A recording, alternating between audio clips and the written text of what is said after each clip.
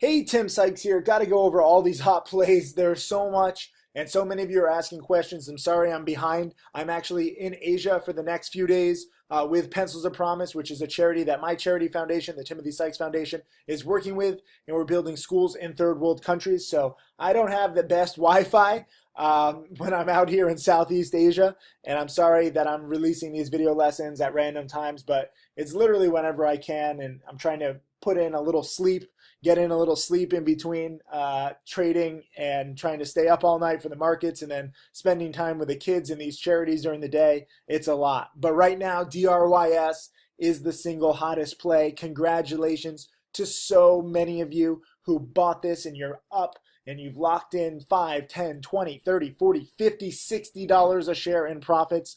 There's so many of you to congratulate, and I do have to apologize to those shorts. I get a little too aggressive sometimes with my rules. I don't want anybody losing money. I try and pass down these rules and lessons that I've learned over the years, and I have to go about it a little bit better, so that those of you who are shorting and getting, hurt don't feel that I'm like attacking you. I'm trying to protect you. I'm trying to save you, and I'm trying to help you. And it's my bad. I need to take a better approach. First, I need to get to some housekeeping. We also did this free webinar, which is pretty crazy, even with all this Wi-Fi issues and time zone issues last night. The replay is available if you go to timothysykes.com/2016 webinar. Let me scroll this down so you can see the link. timothysykes.com/2016-webinar. And I'll also post the link just below. But it's a 100% free webinar all about how I've adapted to this new market. And I think it's very important for you to watch. Also, we have our 30, 40, 50, 60, 70% off sales for the holidays on newsletters and DVDs. So enjoy them. This is just going to happen for the next few days only. So grab it. It's so good to save money when you're investing in your education. Thirdly, I got to talk about my students. So many of you guys are nailing it. I love this tweet from Van Ryan. He says, if you listen to your mentor and follow his instructions, you will learn a lot of valuable lessons and make a lot of money. Timothy Sykes. Thank you, Van Ryan. And it's not just about the money, and it's not just about listening to me. It's about learning and adapting. And this is awesome. You can see his little buys right here.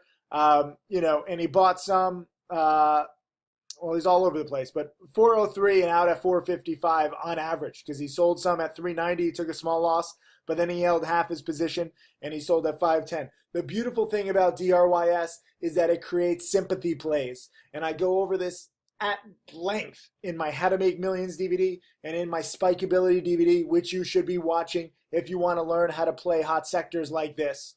SHIP has now spiked from the 2s to the 5s.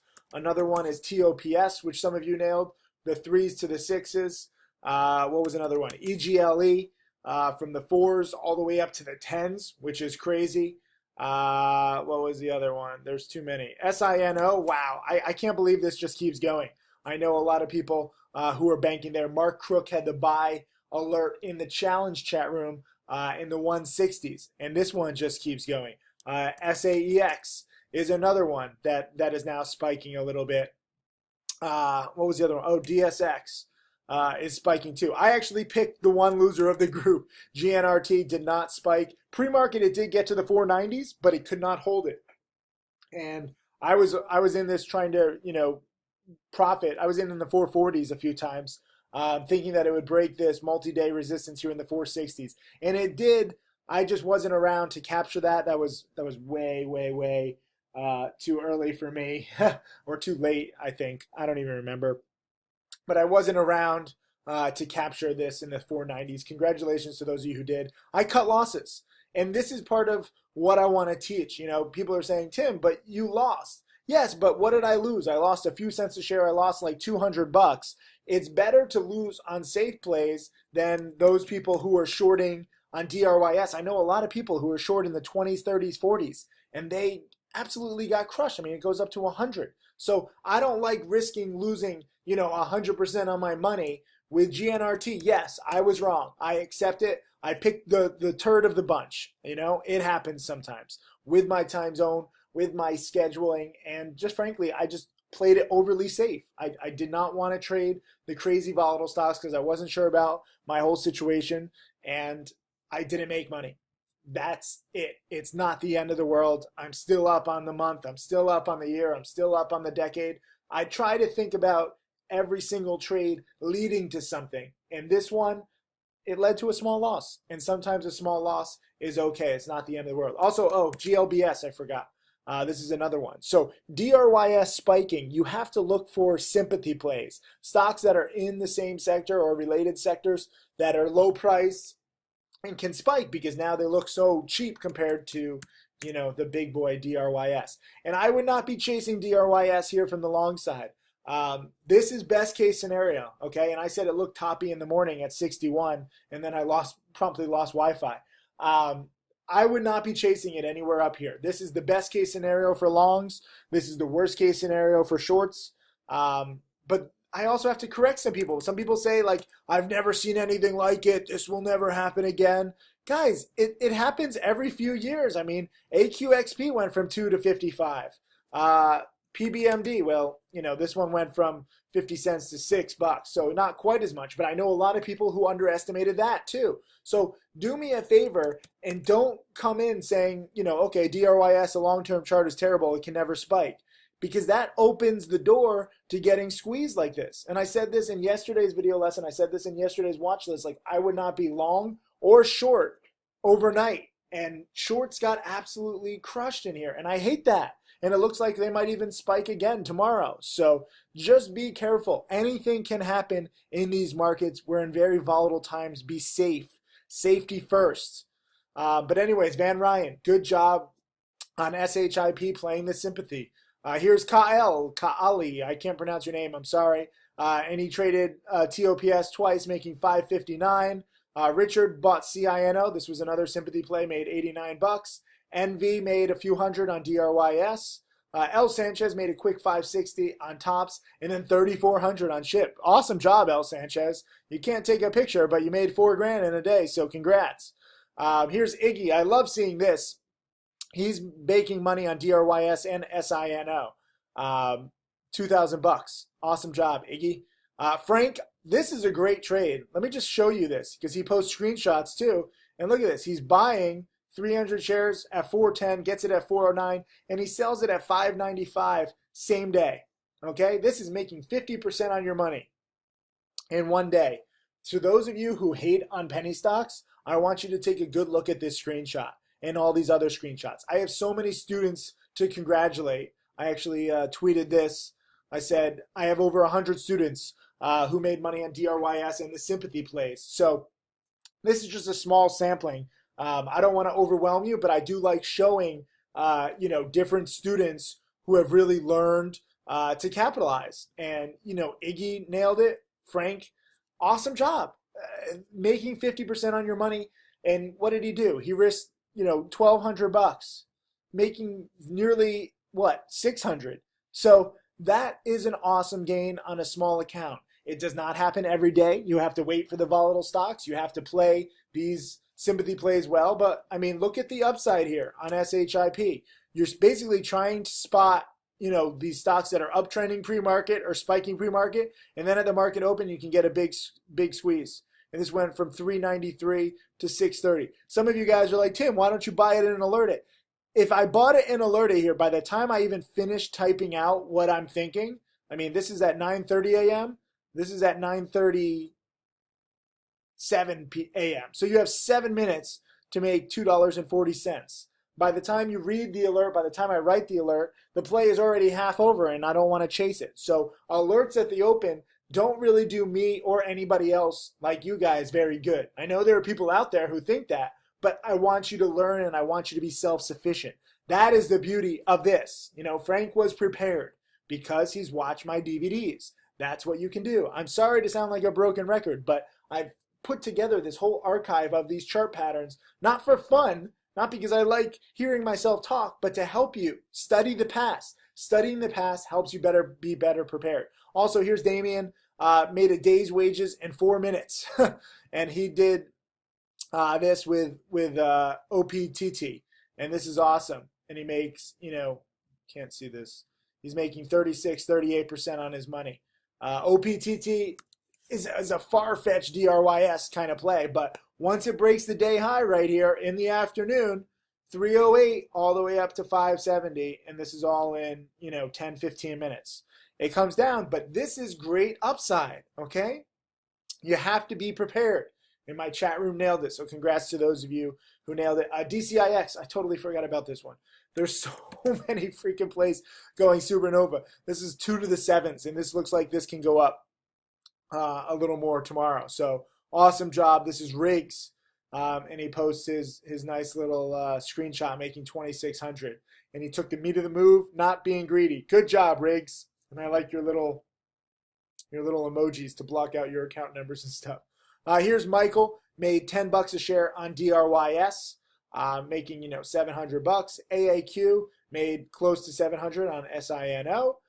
Shay, I love this tweet, and he says, DRYS, I went against what I always do. I bought the dip and banked profits and achieved my goals. The rules work. And I said, surprise! Good job, Shay. I'm proud of you for trying different strategies. Remember, all of you guys, I'm sharing these students to help inspire you, to show you how many different stocks, how many different angles there are. Right now, the #1 pattern is just buying these sympathy plays when they break out to new highs on the day and then trying to hold on for the ride either for 10 minutes or 30 minutes or an hour.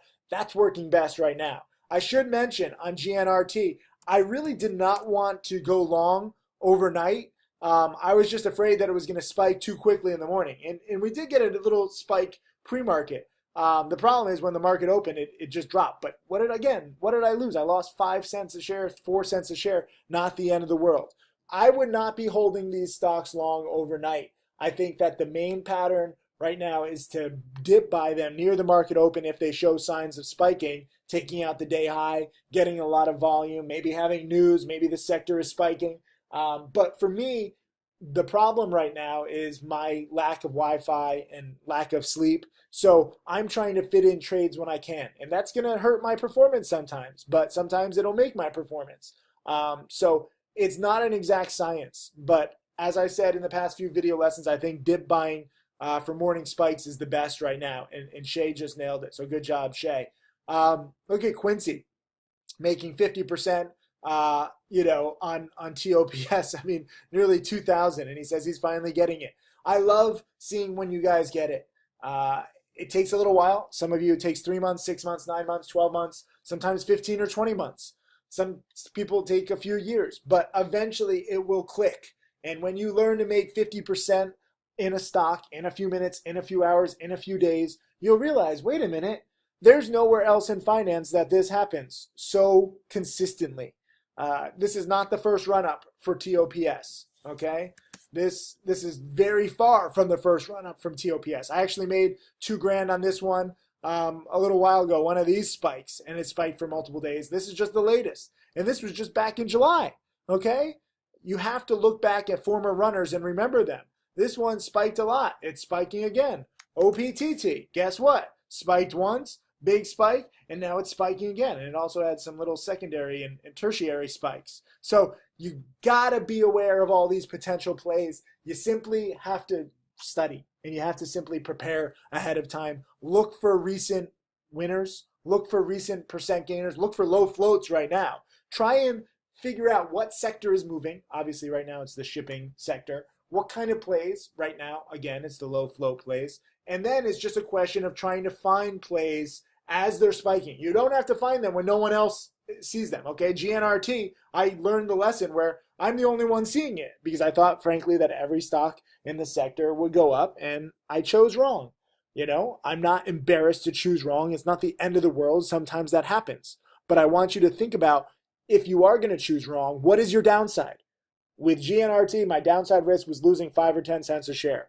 If I'm wrong shorting a stock like DRYS, I might lose all my money and more, because it spikes and it just keeps going. And if you have the mentality where you're just going to keep averaging up, which many shorts do, that's a very, very dangerous mentality. I don't mind shorting DRYS. I mind when short sellers don't cut losses quickly because they think and they try and reason, oh, the fundamentals stink, it's going to go down eventually. Yes, eventually. But when? How long can you stand the pain? And sadly, a lot of people can try to stand the pain, and maybe it does come back down. I mean, the odds now favor DRYS dropping, so shorts are not on the total wrong track. But what happens if your broker does a margin call and buys you in at the worst point, because the broker is also buying in other short sellers? So you're trying to withstand this tsunami, this buying tsunami, and you're like chaining yourself to this tree in this weird analogy that's brought on by a lack of sleep. And you're just like, oh, I can handle this tsunami. It's only going to be one big wave and then it's over. Usually if you're trying to withstand a tsunami and you're on the beach, even if you tie yourself to a tree, the tsunami's just going to crush you. And that's what it's doing to DRYS shorts who try to think that way. So if you are shorting any of these plays, same thing with tops, please be careful, okay? Shorting is so dangerous. And even if it makes logical sense and rational sense, and you can say these companies are all junk, okay, eventually maybe they go to zero. I've seen too many traders blow up. I've seen too many traders have big losses, and I just don't like it because that screws with your confidence, that screws with your mindset. A lot of people stop studying because they're like, oh, this game isn't for me. No different than if you're driving a Ferrari 200 miles an hour in a 35 mile an hour zone and you crash. And then you're like, oh, I'm never going to drive a Ferrari again. I hate that. It's not the Ferrari's fault. It's your fault for breaking the rules, for going too fast. So if you have a Ferrari, like I do, guess what? It's fun to drive slow. You don't need to drive fast and risk death. Just enjoy it. It's a very enjoyable car to drive. And if you are shorting, guess what? You can cut losses quickly. So I'm not here to tell you that you have to be buying, and I'm not here to tell you that, shorting is so wrong. I made millions of dollars shorting. But going up against these low float winners day after day and trying to add to your position and risking losing 30, 40, 50, 70, 100% on your money in the process, it's just not good risk reward. And a lot of you guys with small accounts cannot handle that, okay? And I don't want you to handle that. Buying these low float winners is working better right now, especially if you have a small account. Here's Ty. I saw this one, ESEA. I totally forgot to even bring this one up. Are you getting a sense of how many plays there are from the 1s to the 5s in 2 days now? And my student, Ty, nailed it, buying it at 219, selling it at 425, making 94% on his money. Look at him. And look at this guy. He likes his guns. He has his guns. Well, now he can buy better guns because he just made 94% today. Awesome job, Ty. That's an amazing trade. And you're just buying sympathy plays. Here's Ed. He made 15% on SINO. And here's Will. I have so many more, but I have to get going. This is insane. I could spend all day talking about hundreds of students who are locking in different kinds of profits, whether it's, I don't know what percentage this is, buying at $1.79, selling it at $2.15, making $500. And SINO now is at $2.80. So don't feel bad, Will. You locked in your $500, and yes, your DVDs, your studying is paying off. You don't feel like, I don't want you to feel like you have to pick the exact bottom and pick the exact top and try to be perfect, because perfection is unattainable on these stocks. You try to take the meat of the move on the way up or on the way down, and if you're wrong, cut losses quickly. That is the strategy. And it helps if you're in my chat room. We have over 1,000 traders now. 1,000 pairs of eyes looking for the next hot stock is better than just your pair of eyes. And if you use stocks to trade, be looking at all the scans. Look at all the different percent gainers. Look at the high of the days in the morning, when you get these morning spikes. And as these stocks keep spiking for 1, 2, 3 days, become less aggressive on the long side. I think that's probably the best piece of advice. Too many people are being so aggressive on day 3 or day 4 of the run up. That's when you should be less aggressive, because now the odds actually do start to shift to short selling, because they're not, these run ups are not sustainable. I don't know if it's going to end today, on what is, I don't even know what day this is, on Wednesday morning, or if it's going to be Thursday or Friday morning. But the end is near for these kinds of run-ups. They're not sustainable. So do me a favor, longs, enjoy your gains, but also lock them in along the way. Take profits, pay yourself along the way. I think that's a good way to be. I know what I teach is not fun, like these lessons where I'm like, pay yourself, don't bet big, don't take big losses. But I'm not into fun trading anymore, okay? I'm into safe trading. I'm in the teaching business, and I want my students to survive and do the best they can and thrive. And that means taking a few $100s here, a few $1,000s here, learning from everything. Even if you're not trading, I don't want you to feel bad. I'm getting some messages from people being like, oh my God, I just started learning. I wish that I was in DRYS. You know, I could have bought 1,000 shares here on the breakout over the multi-day high here at 1960 and just held on and made, oh my God, $70,000. Don't think like that, okay? First of all, I don't know anybody who would hold on to this, because these kinds of situations, while they can happen, they only happen like a few times a year. So don't feel bad that you think that this is going to happen every day. It's not, especially not to this magnitude and this degree. So if you're not trading, or if you're paper trading, or if you're just scared of these stocks, which is perfectly acceptable, take pride in the fact that you're witnessing it and learning from it, and you're seeing. I want you to, really understand how you're feeling at different times, where we all feel the same kind of stuff, like where you get excited, but then you feel anger if you miss it or if you lose, and then you want revenge. Really try to take notes on what you're feeling every single day, every single minute, every single hour throughout this supernova, because these supernovas will happen again. Trust me on that.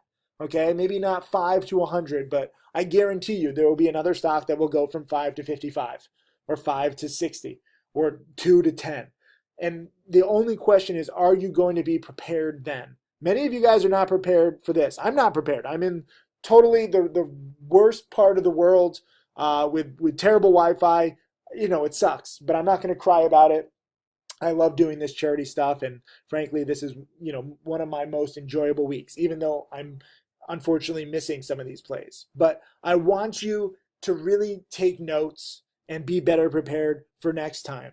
Now next time, maybe at least some of the short sellers who lose, the good news is they're going to learn, and hopefully they learn from their lessons. That's all you can do. I used to have big short selling losses too, okay? I primarily used to be a short seller. I've adapted. I've learned how not to take those big losses.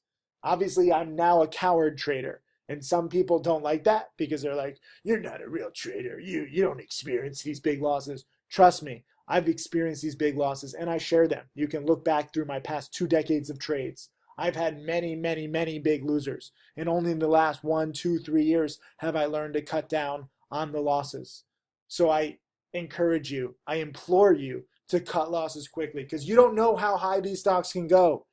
And, short selling, there's enough bad information out there, and it gets a bad enough rap. You don't need to blow up if you cut your losses, if you manage and you accept it. I really think that there's a chance here for you guys to learn something. And those of you who have won it, on it, made 5, 10, 20, 30, 40, 50, $60 a share, enjoy it.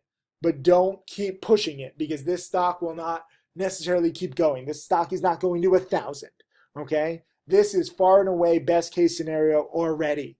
So maybe it might have one more morning left of spiking, or one more day at the most. And then I think that this thing will crater. So I'll be looking to short this. Obviously, finding shares to short is tough.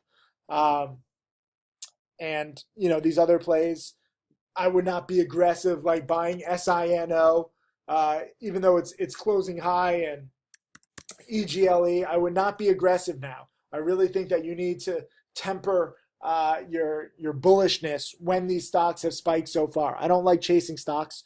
Again, remember, I'm a coward, and I say it proudly, because I'm going to be a coward shorting. I'm scared of losses, so I cut my losses. And when I buy, I like to buy breakouts and be very careful with them. I don't like chasing overextended stocks. I don't like buying stocks that have just doubled in the past few days. That increases your risk. So all I can do is share this message of safety. Hopefully it's making sense. I have truly severe jet lag right now, so I'm not sure. Leave a comment if you're understanding my points here. And I'll try and do better with my trades, and I'll try and do better preparing you guys. But all you can do is take it trade by trade and try to manage your risk on every trade. I want all of us to succeed, whether you're long or short. So again, I apologize if I offended anybody, but I want to teach you good rules, safe rules, cowardly rules, because that is what I found has worked. I'll see you guys in the chat room. Thank you very much for your time.